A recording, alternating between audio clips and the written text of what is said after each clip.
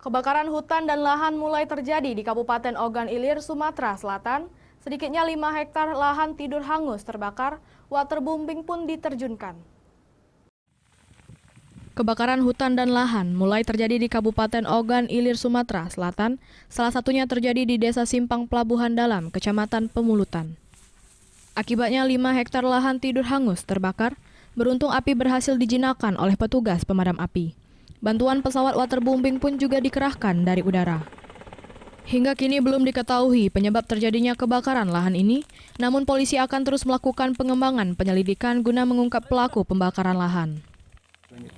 Untuk sekarang api sudah padam ya, sudah bisa kita kendalikan.